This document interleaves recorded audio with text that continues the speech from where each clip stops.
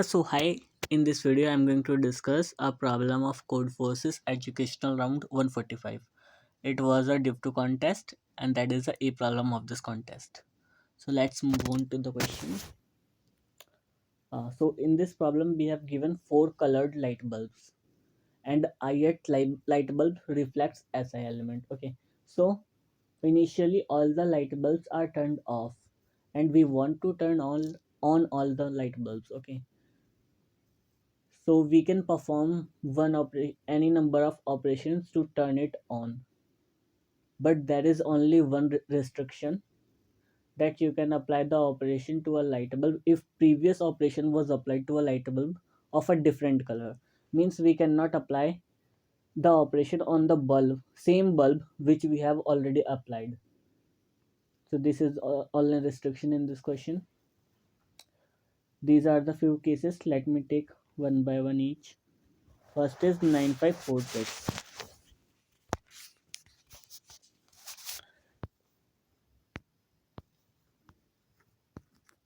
Since all the bulbs are different, means there is no restriction, we can first of all turn on this in one operation, then I will turn on this in one operation, then I will turn on this, and then I will turn on this. So in this case my output would be 4. Simple. Or if I see another, that would be 0 0 0 0. In that case all the 4 bulbs are same, means or same type, so I will turn on this. Now I cannot turn on the next one because the previous one is already turned on and it is of the same type. If there is any different element, then only I will be able to turn it on, else I am not able to. So in that case I will return -1 because there is no output possible for this test case. And suppose we have third test case as 1 3 3 and 3. So how I am going to do this?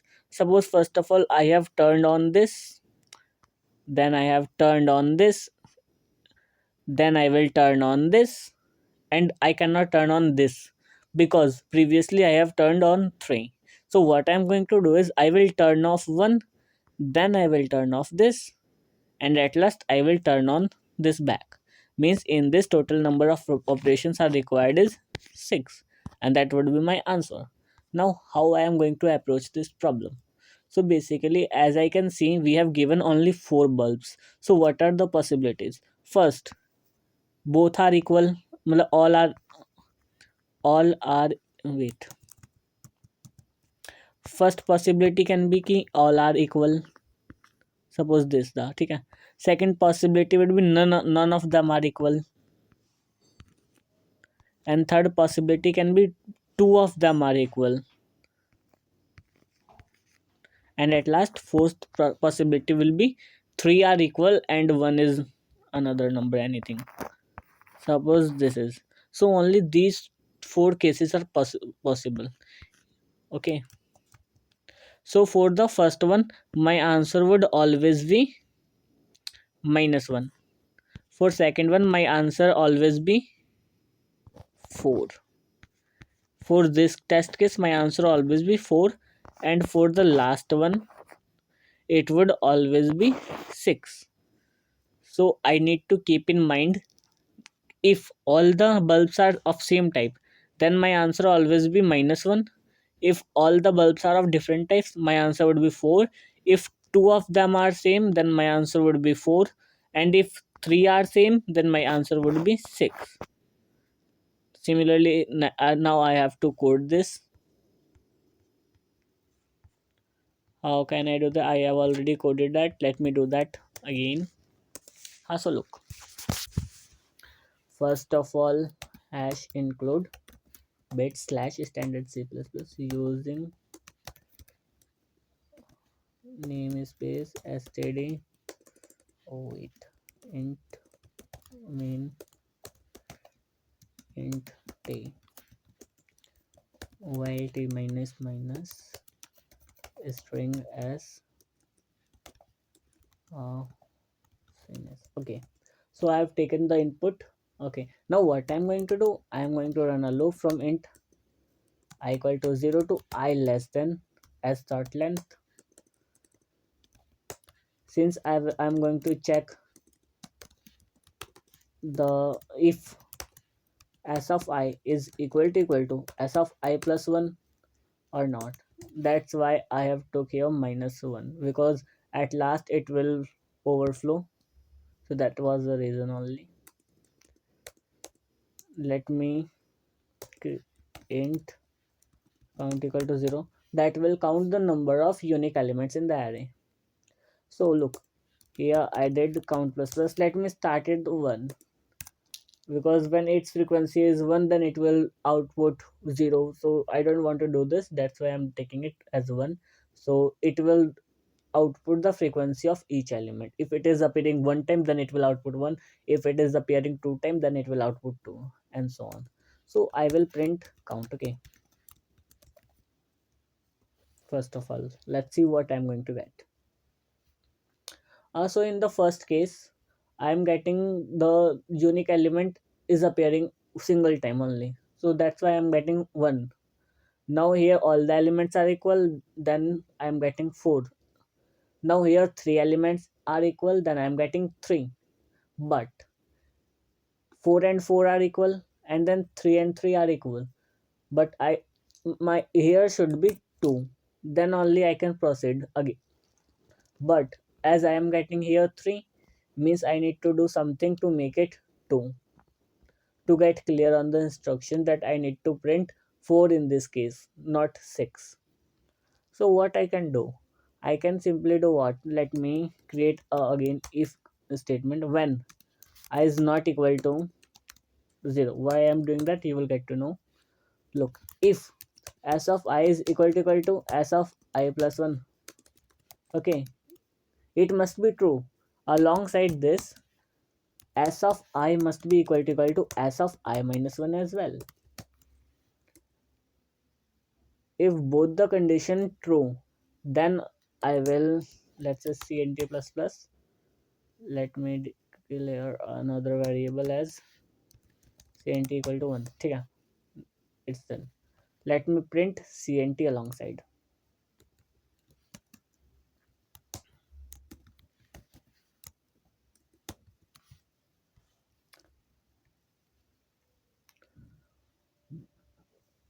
So why I am creating this as well, as I have explained that in these cases the output will be same, but as I can see it must be different, but we are not going to get this. That's why I'm creating another variable cnt that will store if previous element was equal to current element and current element is equal to next element, then it will the value increment the value. Okay, so you can see here I am getting the output 2, means the this is happening only one time, and initial the value of cnt was 1, so I am getting 2 here, else I am getting 1 for the each cases. So now I have differentiated both the cases because of cnt. Now I can simply write if else condition for the each cases. If first of all, look, count is equal to 4. It is a simple case, so I will simply output here minus 1. So it's done. Okay, now else if, let me write it for this case. If count is equal to 1, and let's say cnt is also equal to 1, in both the cases I will output 4. Okay, else if, let me write for now this case. Okay,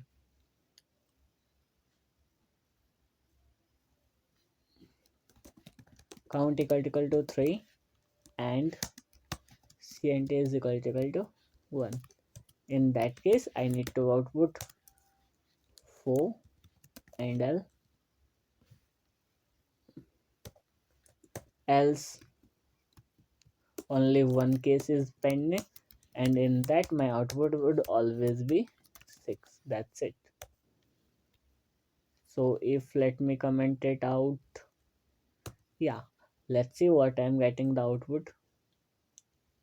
So I'm getting here 4 for the first, second, next for the minus 1, and next for the 6. and I have not written the output for the next one as well. Now it's written, and now it will get passed. Yeah, now we can simply submit the solution on the site. So basically in this problem we just did what, I am simply counting the number of equal elements, but it is failing on that. This count plus count is giving the same output on both these cases, but here I want to restrict it to only 2, and I want to restrict it to 3 in this case.